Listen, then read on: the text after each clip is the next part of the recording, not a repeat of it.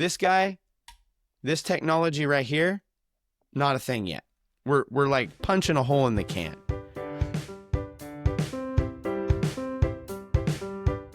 Welcome back to Privy. Privy is a podcast about bathrooms, recorded from my home bathroom.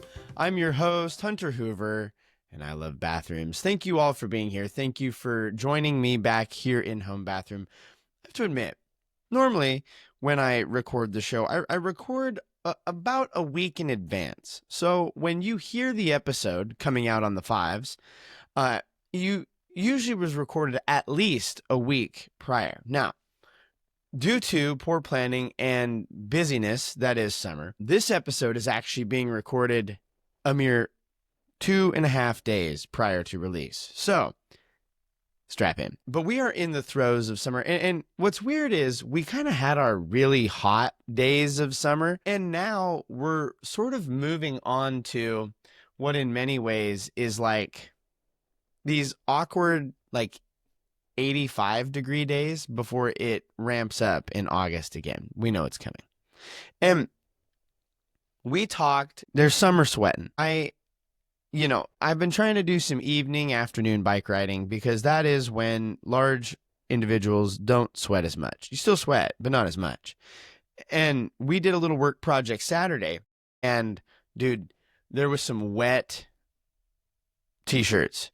And not like that. Like we were just sweating out there and we were in the shade. It's just like muggy and it kind of stinks a lot. But one of the things, so after that work project, you're out there, you're getting hot, you're getting sweaty. I got sully deep into the blackberry. I don't know if you can see this. You can't really see it very well. But like we got by some blackberries, just absolutely munched. Here in the Pacific Northwest, we have God's great blessing, delicious blackberries that have coupled themselves with sin's awful curse of the thorn. And these blackberry bushes, they have this defense mechanism called scratch. Blackberry bush used scratch, and it is super effective on my arms and legs. And me, total dummy, knucklehead, went in with shorts. And if you hear that and you're like, rookie move, yes. Did not realize that the entire yard was pretty much going to be blackberry bush. But you're hot, you're sweaty, you've got bugs in all your cracks, you just got grass clippings in your hair, in your nose, in your beard, in your armpit, in your shirt. It's everywhere, it's itchy. And like got home, just bam, stripped and hopped right into a shower. And I'm here to tell you, whether you're doing yard work or you're just sitting in a chair being hot and sweaty, there's nothing quite like a real good shower on a hot summer day. Now, I have an unpopular opinion here. I know that a lot of people, they're like, oh yeah, this is where I ramp up my cool to cold showering for the year. No. Hot shower in summer is good. And while that might seem counterintuitive, it's like you're just adding heat to what is already a bunch of heat. The reason is because this provides the opportunity for us to enjoy an ice cold, sweet, drinky beverage in the shower. I've gone on this show in the past. Pretty much every time I have a guest on the show, I purport the good news that is the shower drink. I'm a big fan of it. I won't say I do it every shower, but I do it a lot of my showering. And one of the things that has come to my attention through interviews and just kind of personal conversations is people's go-to drink while they're in the shower differs greatly. And this got me wondering, what is the best shower drink? Today, we're going to jump into our next episode of Ranked Shower Drinks. But before we jump into ranking the best shower beverage, of course, you know that we can't just rank the shower. We've got to discuss the containers, because without the revolutionary container, the shower drink, at least in the form that I've tested it, would not exist. To discuss, I want to note, our ranked shower drinks this time will be ranking canned beverages in the shower. there's a long history that has led up to the production of this can. And it begins with the story of aluminum. The story goes, there was once an inventor who had been hard at work on a new type of material, which, once developed, he decided to present to the emperor. This is in ancient, I believe, Roman times. Might have been Chinese. I'm not sure. But he made a cup out of this special glass and brought it to present to this ruler. And when he dropped it, the emperor, the king, threw it down, and it didn't break. Like, he thought it was glass, but it didn't break. It just kind of dented and mushed a little bit. And they tried to figure out what this material was, and eventually asked this inventor, what is it? The inventor, not really understanding what he had made himself, said it was a new type of glass that no one else had figured out how to make. Then this ruler did what all rulers posed with new inventions that are hoogity-boogity to them do. They had the man executed for fear that this new substance would actually lower the value of gold, as people would begin to desire it instead of the previously used resources. The emperor didn't know how to make this new glass, and so he had the one person who he knew who did know how to make it executed for making the substance. This material, it turns out, was a type of, again, quote-unquote, glass made of a compound that came to be known as alum. In Europe, after the time of the Crusades, alum became a commodity, as people would regularly use it in their textiles. They used it to make all sorts of stuff. As such, the Catholic Empire began taxing alum, and they taxed it, and when it found various veins throughout Europe, they used the wealth generated by mining this alum to actually go and fight the Ottomans. So they found veins of alum, they minecrafted those veins of alum, just like all iPad kids know how to do, and then they used that to fund their military escapades. But this alum, this strange glass found in the earth, is still in many ways kind of a mystery substance. At the start of the Renaissance, they were beginning to get to the bottom of what this alum was. Some suggested it was a salt with like more rigid structures. Others said it came from a category of sulfates. One chemist who purported this idea, Andreas Lubavius, Lubavius. If you're looking for kid names, I know we've said this a couple times on the show, but if you're looking for kid names, if you're expecting a child, first of all, congratulations. Consider this you being congratulated from us here at Privy. But Lubavius, don't sleep on Lubavius. Don't sleep on it. But Lubavius is the one who suggested the name alumina. Now, we're almost there. Other chemists actually thought this alum, now called alumina, was related to lime or salt. And I'm not talking to squeezy limes. Look at that. Limes. There they are. I'm not talking squeezy limes. I'm talking like the lime, like the in the dirt, in the ground lime. It's actually toxic, I believe. Others believed it was its own distinct category unto itself that formed due to exposure to sulfuric acid. Now, to say that this chemical, this compound, this substance was a mystery is an understatement. It remained kind of shrouded in like it's known about, but they struggled with understanding the material for almost 200 years. And it was the work of many European nations, the scientific method, which finally resulted in a German chemist in 1821 coming up with the correct formula for alumina, Al2O3. In short, this allowed them to determine alum's atomic weight. which they found to be 27. So now they've mapped the stuff. They've dug it up, they've studied it for 200 years, and at long last, we've placed it on our periodic table of mapping these elements. What was one thought to be its own thing actually turned out to be a compound.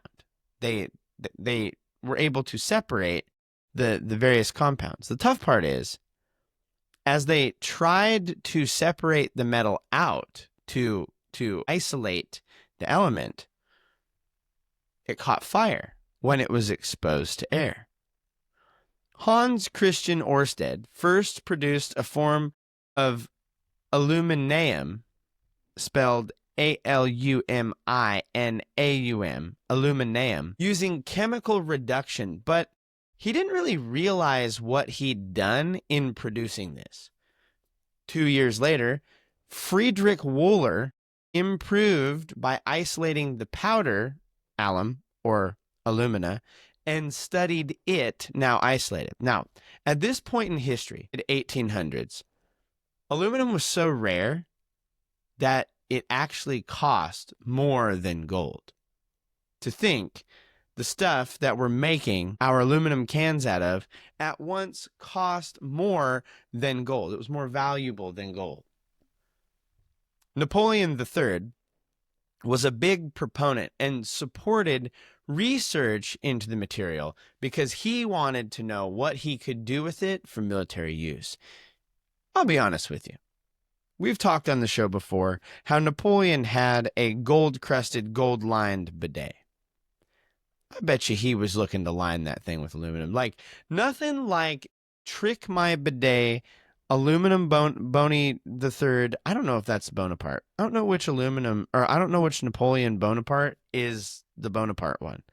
This one says the third. But he probably just wanted to like swag out his war machines and stuff with some sweet aluminum chrome, huh? But due to a lot of trial and error, they had finally developed aluminum ingots. That is, like solid pieces of aluminum, which can be smelted and used for various uses. These aluminum ingots were actually put on display in the Paris exhibition of 1855 and was called, quote, silver from clay. Gaining popularity from this fair, it caused the metal to be commercialized. And at the next World's Fair, or the 12 years later, aluminum wire, aluminum foil, and aluminum bronze were presented. In 1854, aluminum was produced independently using electrolysis by Robert Bunsen. Bunsen burner? Ever heard of it? Yeah. Big Bobby Bunsen is burning some stuff. But this electrolytic production was not very cost effective. Like, it took a lot of money to produce very little isolated aluminum in this. That was until American engineer Charles Bradley heated aluminum salts internally in 1883. His patent for heating and this process for heating aluminum to isolate it in this way was sold and was used to yield an alloy rather than purify the aluminum. Through competition, trial and error, and lawsuits related to patent law, by the end of 1889, a consistently high purity of aluminum was produced via electrolysis. This process of purifying aluminum via this electrolysis process is called the Hall-Héroult process. And it's the same process used in many ways today and heats the ore at almost 1,000 degrees Celsius. I'm here to tell you that's hot. That's sweltering. Sometimes when I'm sully deep into the summer sun, I think, man, it's probably 1,000 degrees Celsius. It's not. It's not. I don't know what 1,000 degrees Celsius is in Fahrenheit, but it's more than that. It's more than 1,000. That's what I know. Because Celsius tries to like make the numbers small because Europeans are afraid of like big numbers. Whatever. But it's very hot. This process of heating it in this way was further perfected by a Swedish chemist in 1920. It's really the culminating work of the scientific minds of the time to bring us this aluminum compound. Now, Napoleon's vision of using this alum or alumina or aluminum, whatever it was in his day, was finally realized almost 150 years after he was there. Too late for him. Sorry, Napoleon. Missed that one. But in World War I, they began using the material heavily for aircraft production. This mass usage and mass need for the material led to a shortage, which then caused them to begin figuring out how can we take the aluminum that we have previously created and learn how to reuse it into new material. Thus, the recycling programs were born. You see that little thing right there? That tells me that in the state of Oregon, I can retrieve 10 cents for this can after I've guzzled down its contents. Boy, we are cheap out here, aren't we? This mass usage led to a shortage in the material, which led folks, production companies, and scientists to begin wondering, is there a good way that we can recycle this aluminum material for a second, third, fourth use? They figured it out. After the war, aluminum production actually surpassed that of copper, which was second only to iron. This is what led the Russian Aluminum Production Company, or Rusal, to state that we stand on the threshold of the aluminum age. In this post-war era, many other uses began to emerge for the use of the aluminum can, one of which is of great concern to us here today on this pod. In 1956, the aluminum can was first manufactured. That said, drinks were in cans long before that, but this specific type of aluminum can was much different. The first beer in a can was available in 1935 and was developed right here in these United States, in Richmond, Virginia, specifically January 24th, 1935. 14 months prior to this first beer in a can, the American Can Company had engineered a workable beer can. Problem was, the Prohibition slowed the development and production of beer, and people were itching for a way to produce and store and sell alcohol to the consumer in a way which was more marketable. When Prohibition was repealed at the end of 1933, after a 13-year-long drought on alcohol, there was no drought, just bootlegging. It was all hands on deck to make the stuff. What was once taboo and sold in back alleys and in old nightclubs for fear of being caught was now front and central. We are producing it. The Kruger beer, special beer, became the first metal beer can, the Kruger Special Beer. And I want to know, if you hear that and you're like, wow, 1930s, that's crazy. This can was a far stretch from the cans we have today. First and foremost, the metal was much thicker. It was more akin to what is like a lot of canned good aluminum cans. Like the drinks were in thick cans. And we've really made these cans thinner to cut down on shipping and production costs. But the cans were a lot thicker. The metal was thicker, and the can weighed about 4 ounces. So you have a quarter-pound can to hold like another pound of drink.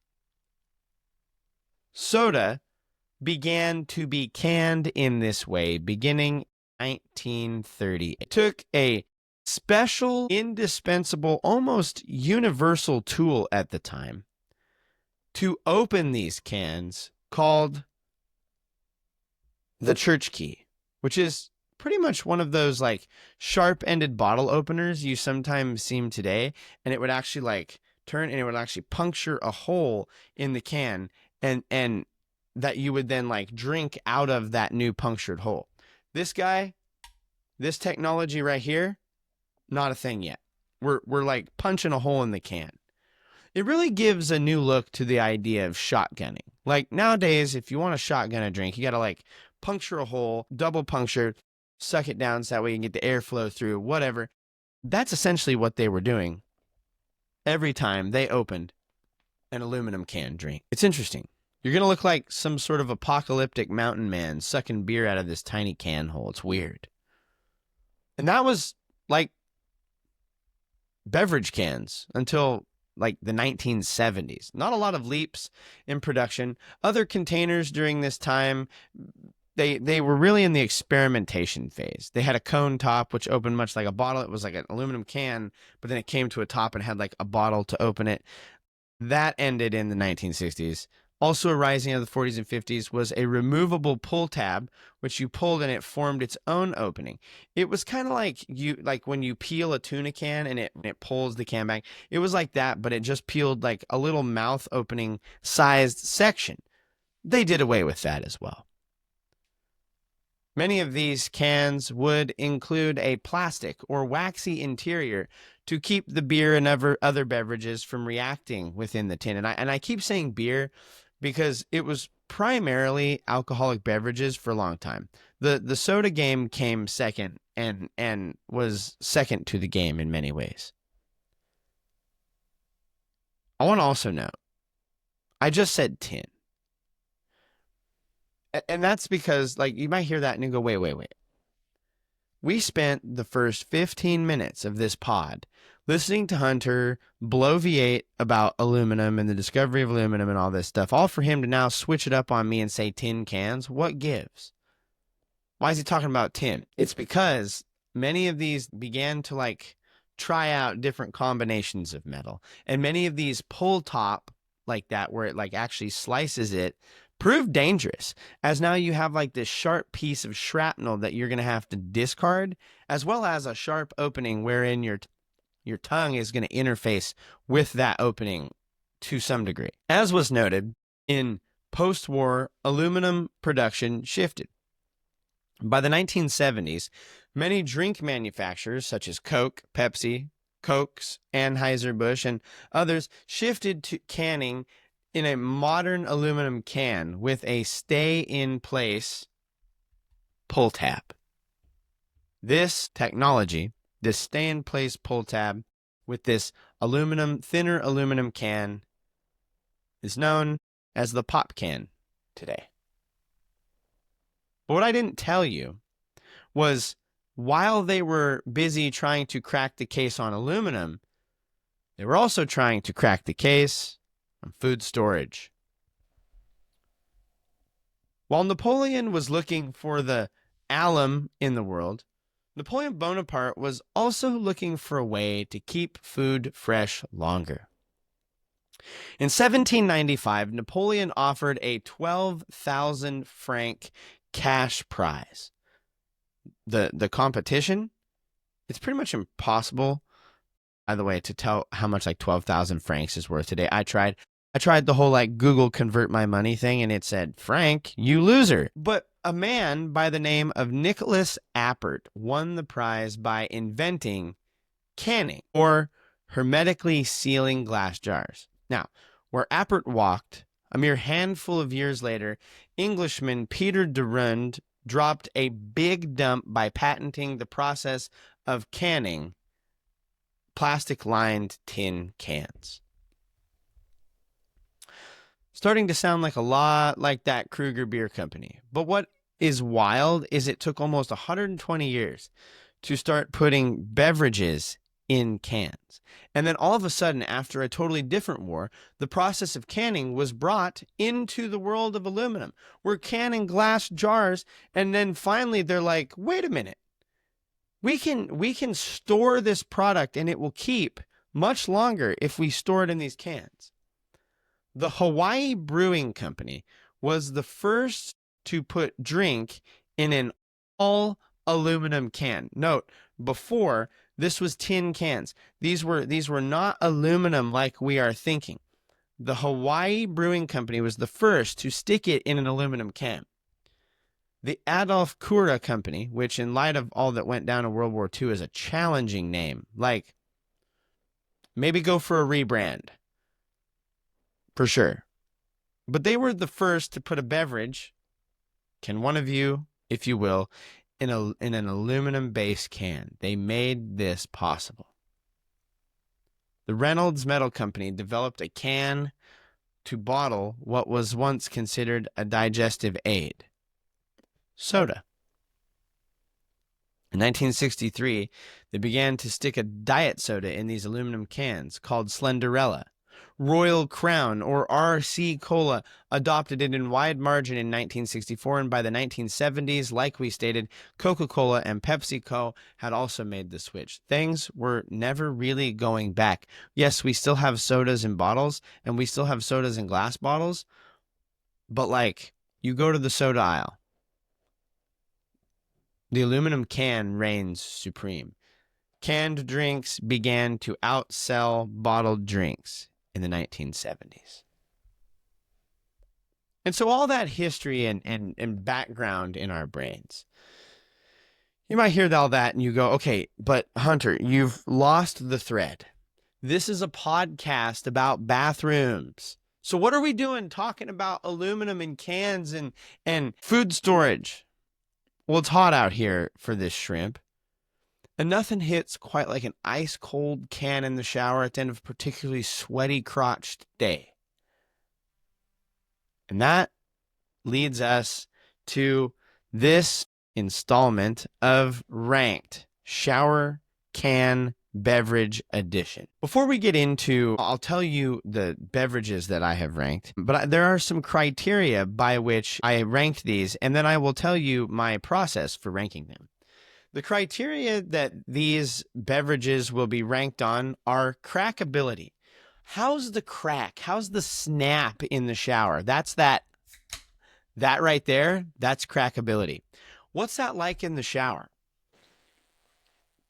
Showers are not kitchen tables. So the second factor that we're looking at is spill factor. How does the shape of this can interact with its ability, or lack thereof, to spill while you shower?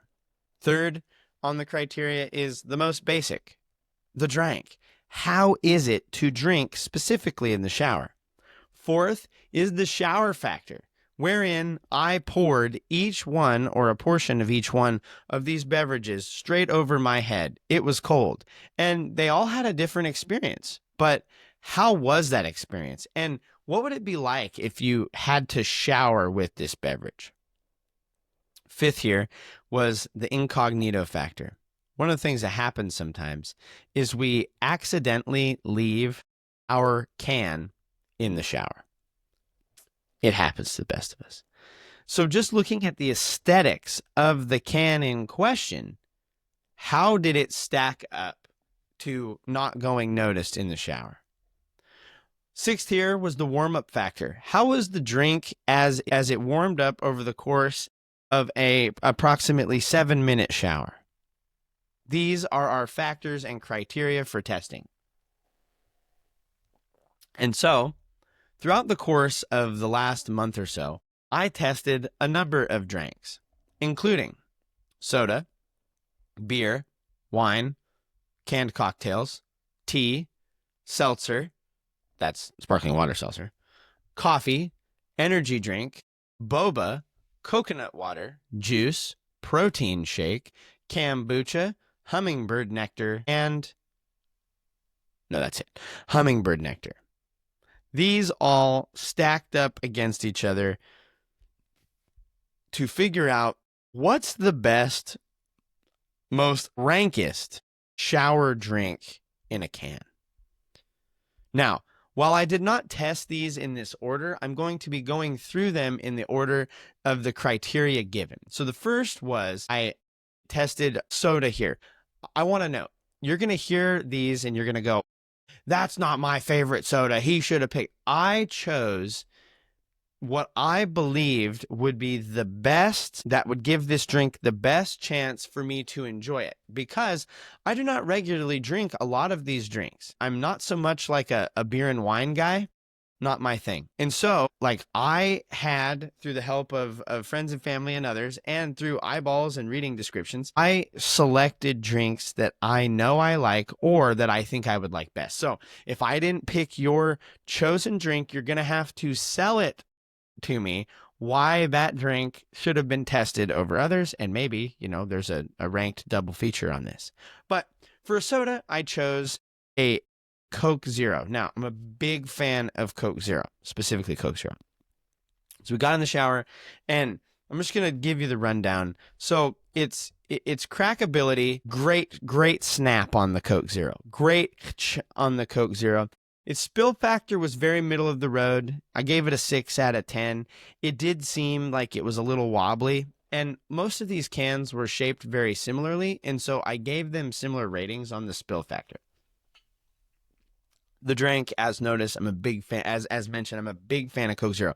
And I want to know here, the higher the rating, the better. So when I give Coke Zero a 6 on spill factor, that means it did better than other things, but it's still like wobbly a little bit in there. Shower factor, just middle of the road, 6. It was like cold bubbles. Nothing crazy to talk about. Now, I will say the incognito, I found if I turned that Coke Zero around and I placed it next to something that's like a little more like dude related to shower products, it actually could sit there. So I gave it a 4, but it could have been worse.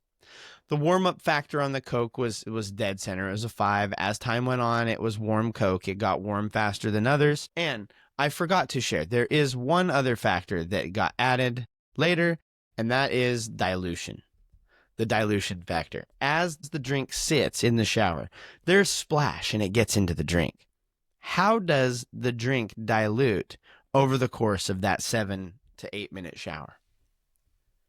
Coke got about a 6. You could tell there's a little dilution, especially on the rim of the drink when you go to drink it, but not too bad. So Coke Zero, for our soda representative, comes out with a total score 44 out of a possible 70. Not bad. Not bad at all. Next, we looked at canned beer. Now, for this, I must admit, I didn't go beer classic, and I don't like it. So I had enough to test this, but it's not my thing. It was some sort of like a apple cider type thing. It still was, it still didn't have enough of the change in what it was for me to enjoy it. But we gave it our best shot.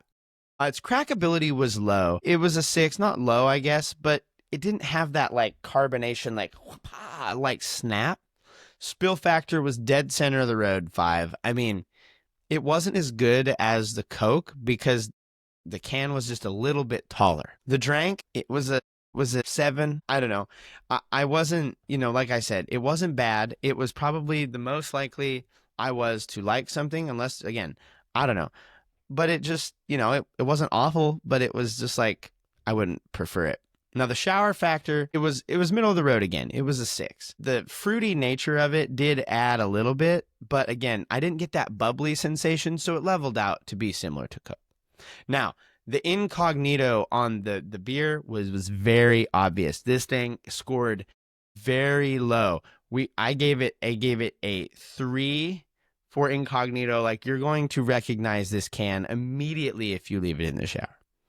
Warm up, it actually did pretty good on the warm up factor.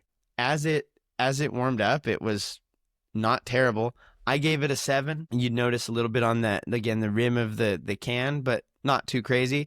And the dilution was also not too bad. I didn't really notice it as much even then from the Coke because of the lack of carbonation. So I actually gave its dilution an 8, which brings this cider company beer to a total score of 43. So just below the soda, which is to be expected. Like, next up was canned wine. Now, before you hear that, I understand. Like, there's people here that are like, nah. What am I doing? I forgot. I need to don my shower cap for this. What are we doing? I know something before everybody gets all angry and it's like, that's not a shower cap. That's a towel for your hair when you get out. I looked for shower caps, okay? So chill out. They didn't sell them at Walmart, and Walmart sells everything. But next on our list is canned wine. Now, again, the crackability is low.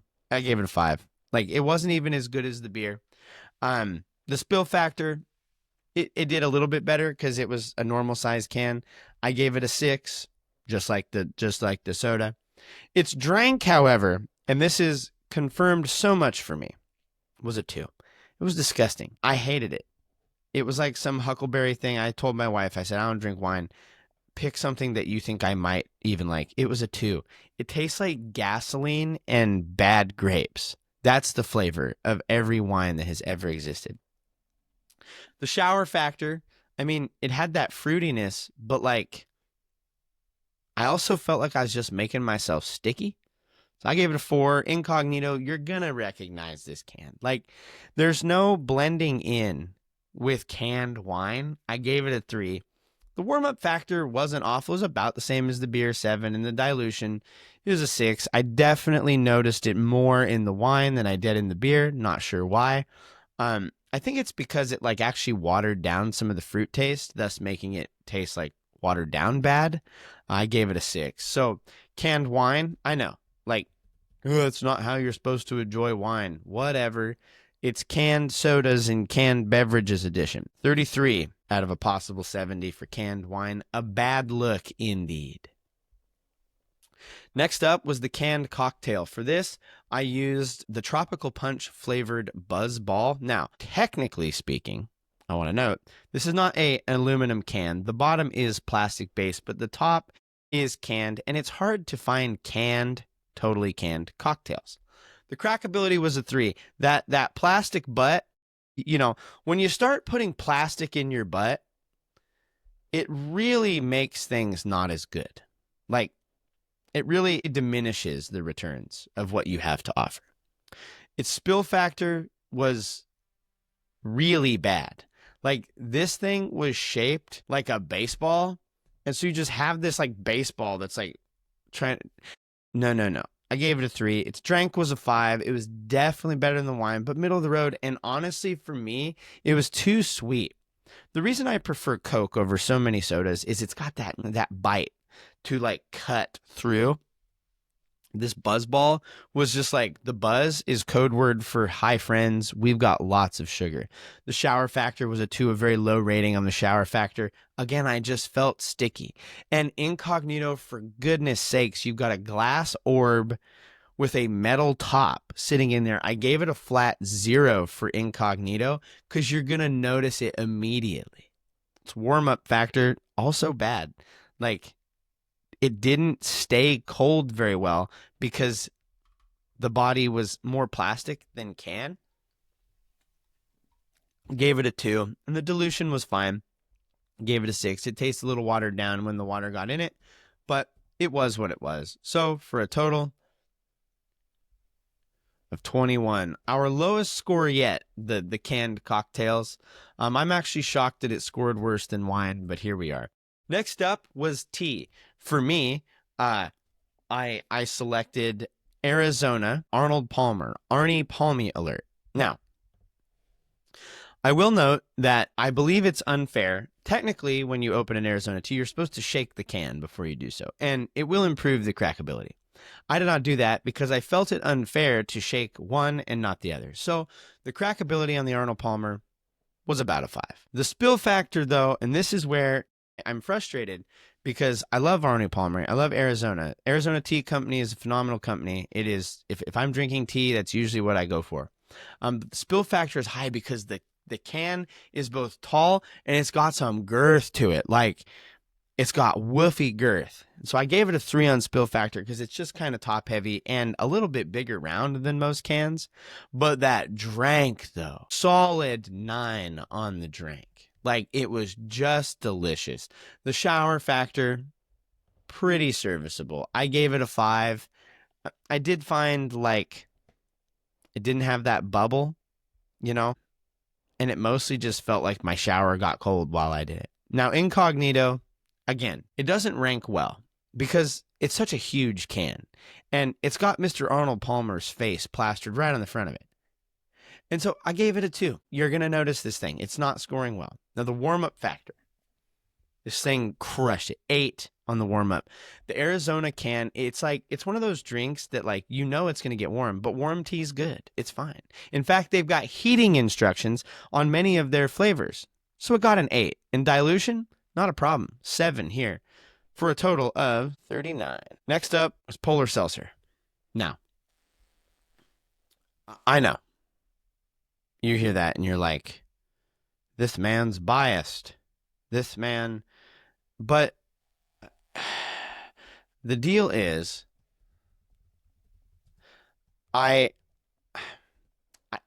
chose what I knew I liked. And it was, I knew what I was getting into here. I knew that I have a bias, and maybe the only way to really test this is to have somebody else go in and test these things to give an unfiltered, whatever about it.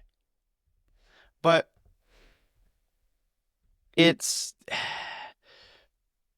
one of those things where I like what I like, and it's good. So I did Polar Seltzer. For my test, I did, of course, orange vanilla. Of course, orange vanilla. And here's where we stack up.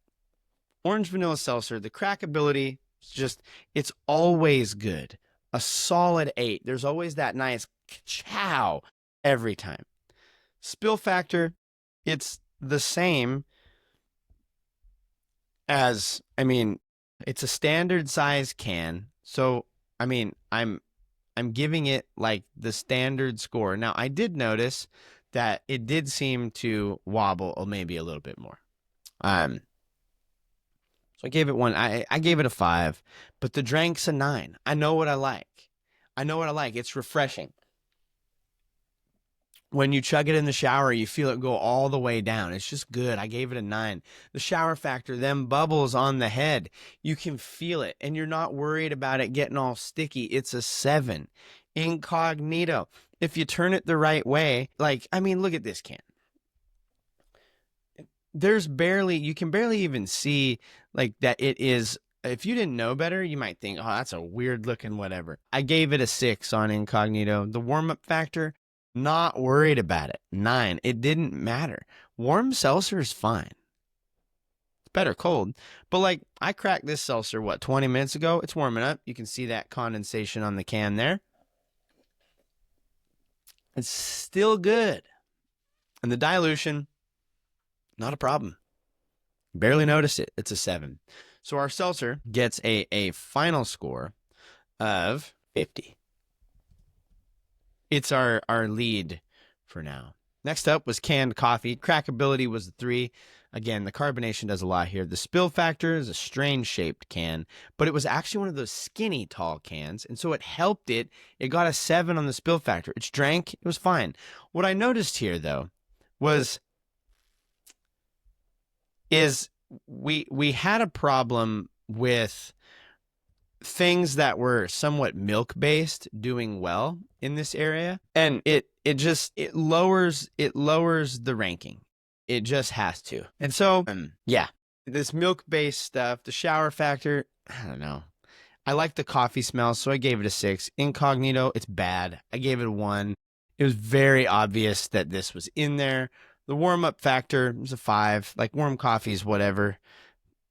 And dilution, gave it a 3. You could tell these milk-based products, when there began to be water involved in them, drastically diminished them. So this is a total of 31. Energy drinks, the crackability was a 7. Again, we're back to the carbonation land. Spill factor, 3. That fat, I got another one of them fat bottomed energy drinks that are a little bit tall, so it got a 3. Its drink was pretty good. I gave it a 7 for drink. Showering energy drink, it felt wrong. I gave it a 4.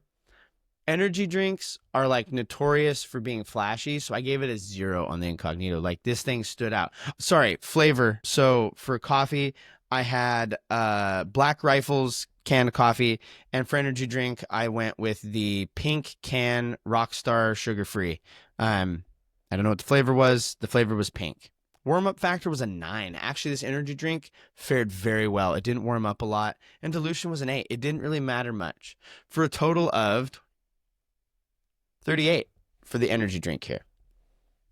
Next up is the brown sugar boba. Now, I'm here to tell you, this sucked. If this is your favorite drink, you're lying.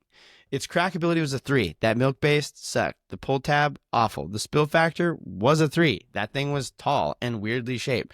The drank was like a 2. Not good. The bobas were weird. I only even got one of them out in the shower. Shower factor, 4. What are we doing? Incognito, not likely. Like all the Japanese text and stuff, I gave it a 1 because like some of the like milky looking flow stuff on it kind of looks like shampoo bottle, but other than that, nah.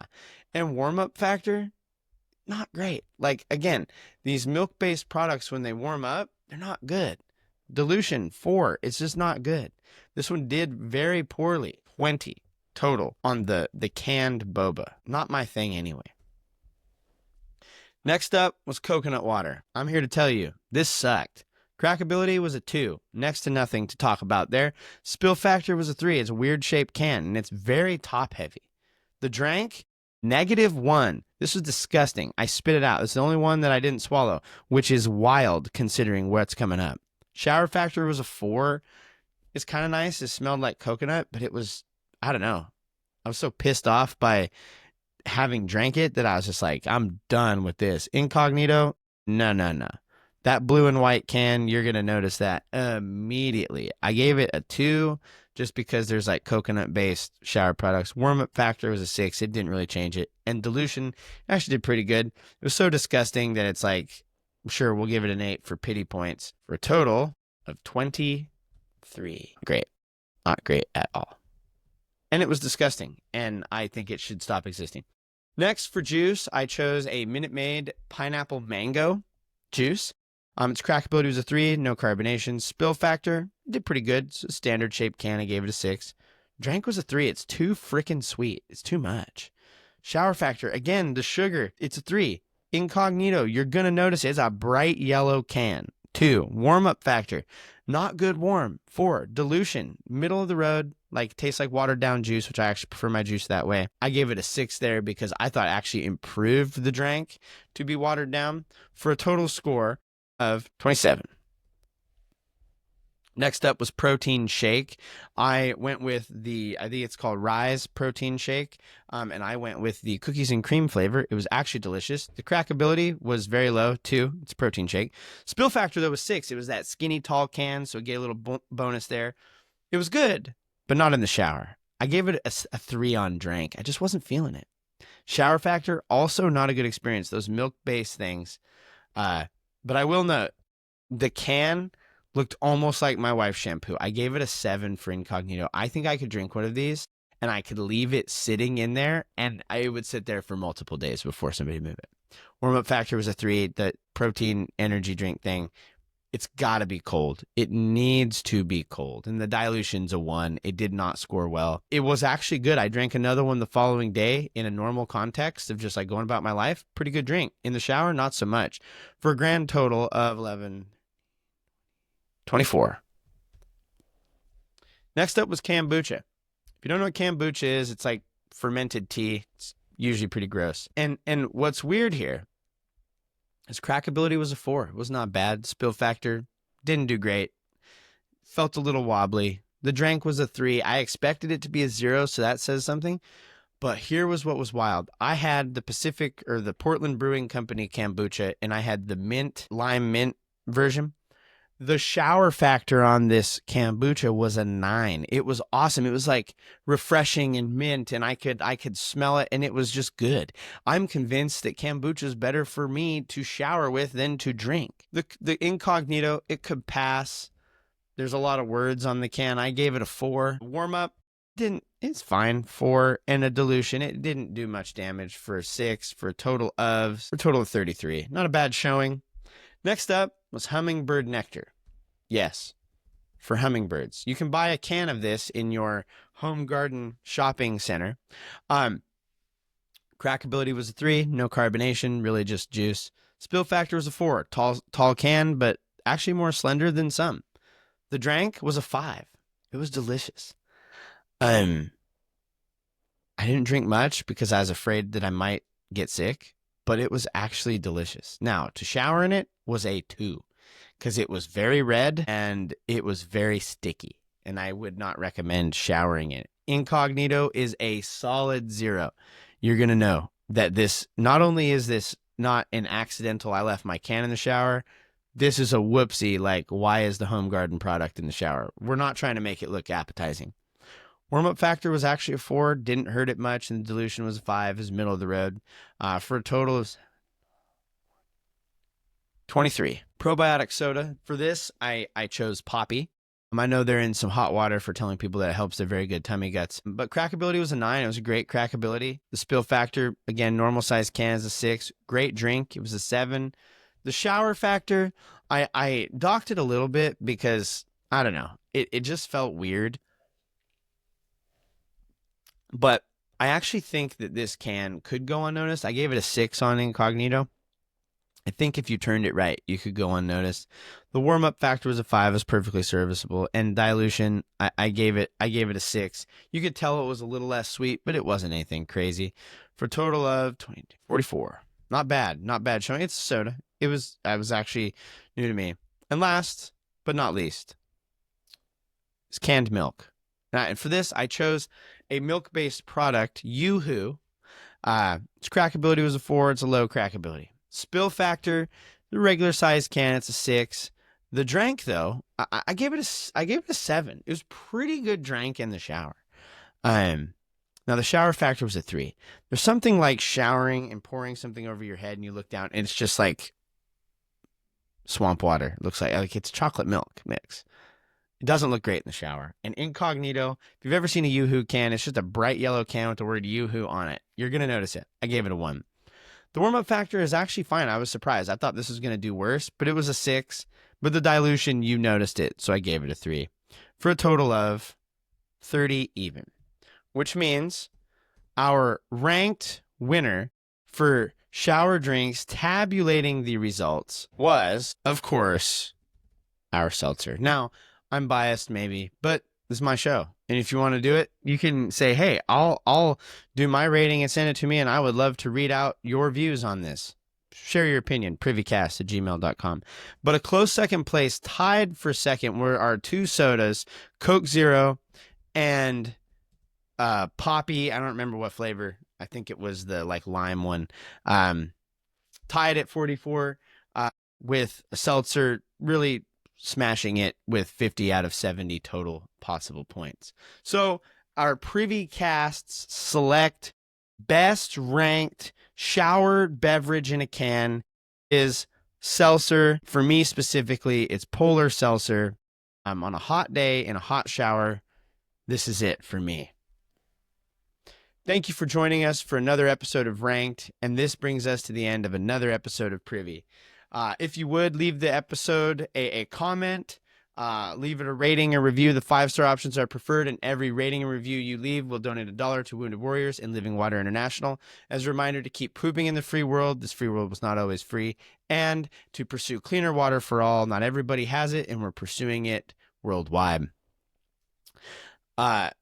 Check out the thing down below for use of Podington Bear and Kevin MacLeod's music. You can find the link down below. Check out our website, privy-cast.com. Send us an email, privycast@gmail.com. Follow us on social media. We're at Privycast. You can follow me. I'm at Owlet7. Go check out what we got going on over there. Send us email suggestions, anything you want. And if you have a story that you want to tell on the show, hit me up. We'd love to have you. This has been another episode of Privy and another installment of Ranked. Get yourself a shower soda. Keep pooping in the free world. Keep it out of the shower. And now, as always, don't forget to flush.